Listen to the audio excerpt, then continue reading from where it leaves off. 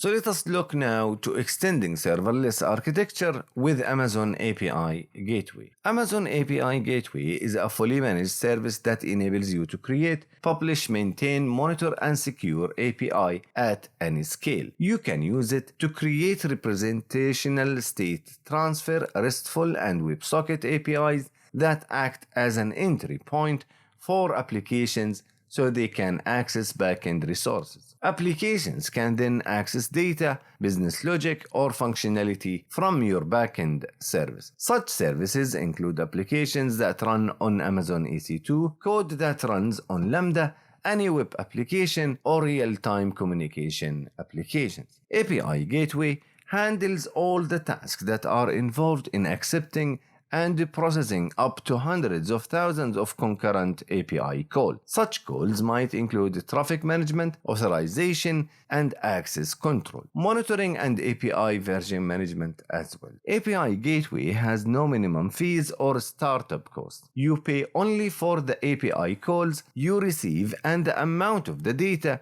that is transferred out. With the API Gateway, a tiered pricing model, you can reduce your cost as your API usage scales. You can use API Gateway to host multiple versions and stages of your API. When you make your API publicly available, you are exposed to attackers that try to exploit your services. With Amazon API Gateway, you can protect your API in several ways. With Amazon API Gateway, you can optionally set up your API methods to require authorization. When you set up a method to require authorization, you can use AWS Signature version 4 or Lambda authorizers to support your own bearer token authentication strategy. And this is very important to recall. AWS Signature version 4 is the process to add authentication information to AWS request sent through HTTP. For security, most requests to AWS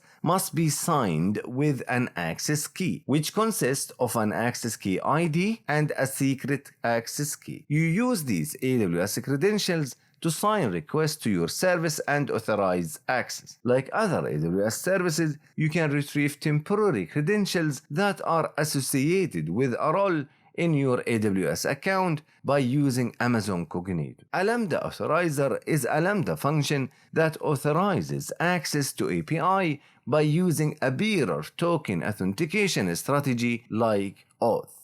You can also apply a resource policy to an API to restrict access to a specific Amazon VPC or VPC endpoint. You can give Amazon VPC or VPC endpoint from different accounts access to the private API by using a resource policy. Amazon API Gateway supports a throttling setting for each method and route in your API. You can set a standard rate limit and a burst rate limit per second for each method in your REST API and each route in the WebSocket API.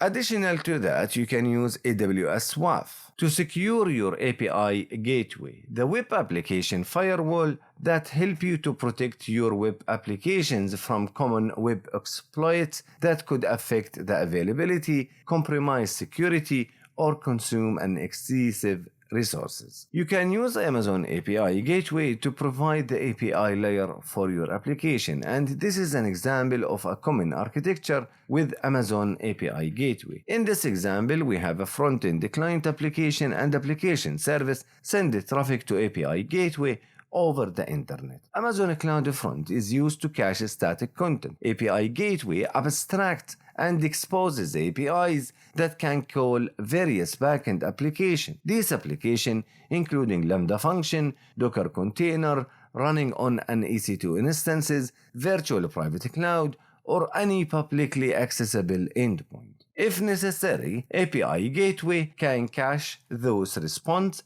Finally, all the API calls can be monitored with Amazon Cloud Watch. You could also use API Gateway with other AWS managed service to build a serverless backend for your application. For example, you can use the API Gateway as a proxy request to a Lambda function that run your code and generate responses. You can even create API that proxy requests to other AWS services, such as Amazon Simple Storage Service. Without having to write any code, you can get production scale backends running more quickly because you have less code to write, and you also offload your operation burden to the AWS services. Another example is that you could look to Amazon API Gateway, where it is deeply integrated with AWS Lambda. This example shows you how the two services can be used together in an architecture for a RESTful microservice application. Customer can use microservices by making HTTP API call,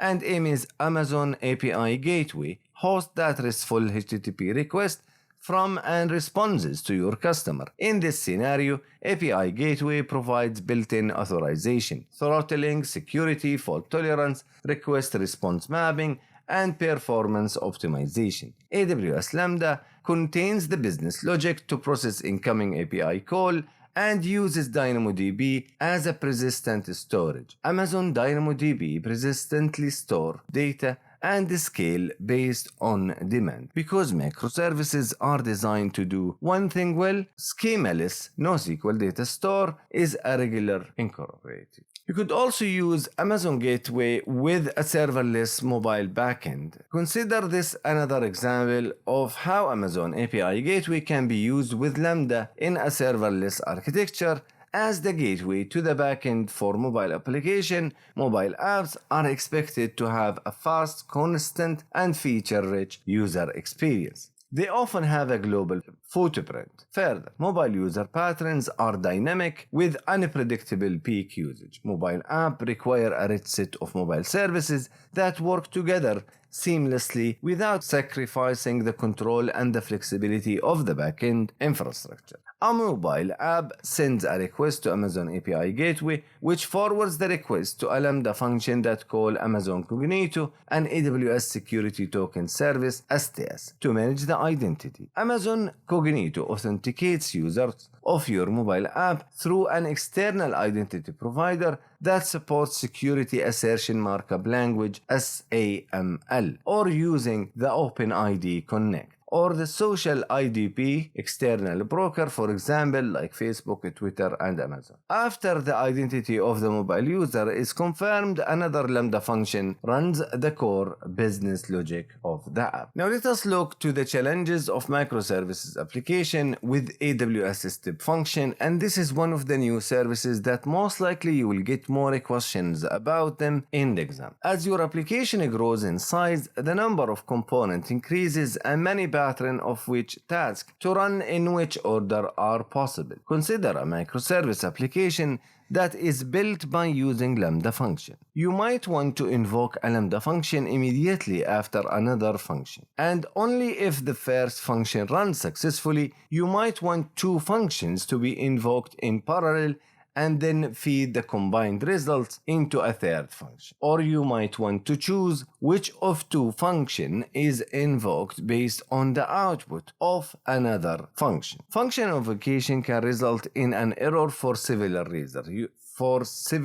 reasons. Your code might raise an exception, timeout, or run out of memory. The runtime that runs your code might encounter an error and stop. When an error happened, your code might have run completely, partially, or not at all. In most cases, the client or service that invokes your function retries if it encounter an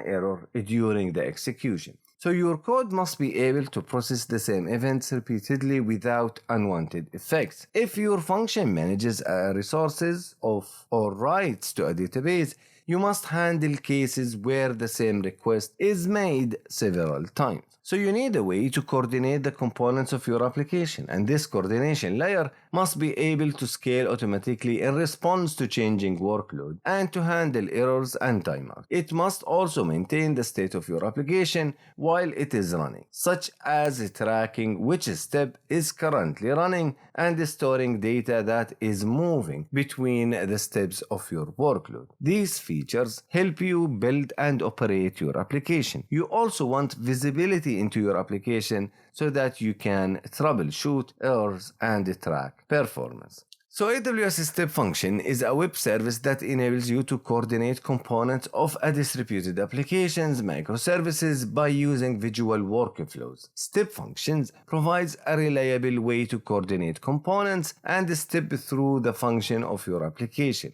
Step functions offer a graphical console so that you can visualize the component of your application as a series of steps. It automatically triggers and tracks each step, and it also retries when there are errors, so your application runs in order and as expected. Step function logs the state of each step so you can diagnose and debug a problem quickly. AWS Step Function manages the logic of your application for you. It implements basic primitives such as a running task sequentially or in parallel, branching task, and timeout. The technique removes extra code that might be repeated in your microservices and functions. AWS Step Functions automatically handle errors and exceptions with built-in try, catch, and retry. Whether the task takes seconds or months to complete, you can automatically retry failed or timed out tasks. You can respond differently to different types of error and recover gracefully by failing back to designated cleanup and recovery code.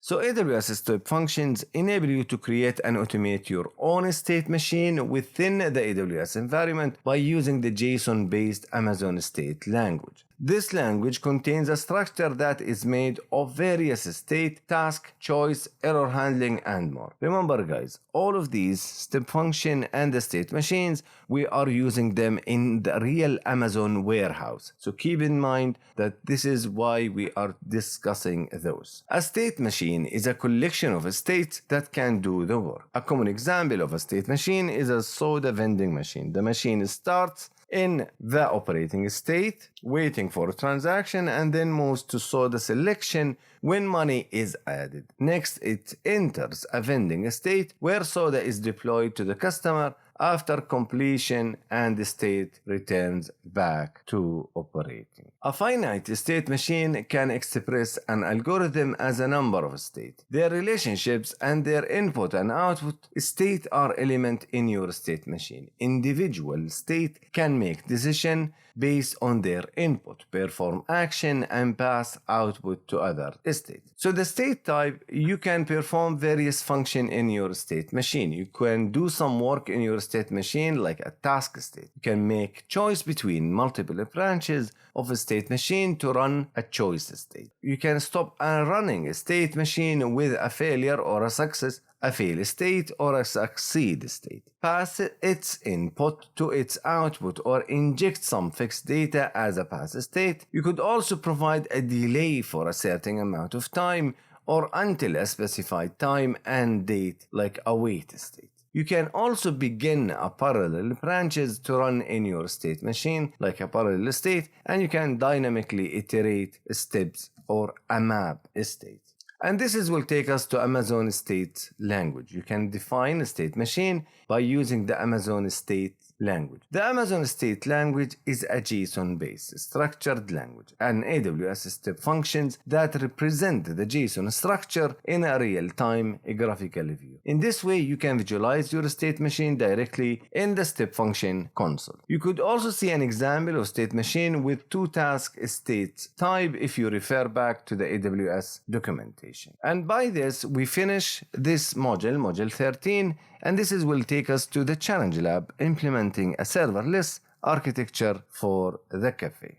So in this Lab here, Frank and Martha wants to get daily reports via email about all the orders that were placed on the website. Frank wants to anticipate demand so he can bake the correct number of desserts going forward. So in order to achieve all of these tasks and to meet those requirements by Frank and Martha, you will download a source code provided to you. You create a data extractor Lambda function in your VPC, and then you create a sales analysis report function as well, where you create an SNS topic and email subscription to that SNS topic will be performed, and then you test those sales analysis report Lambda function. And the final product of your lab is going to be similar to this diagram. Thank you for seeing this video and see you in the next one.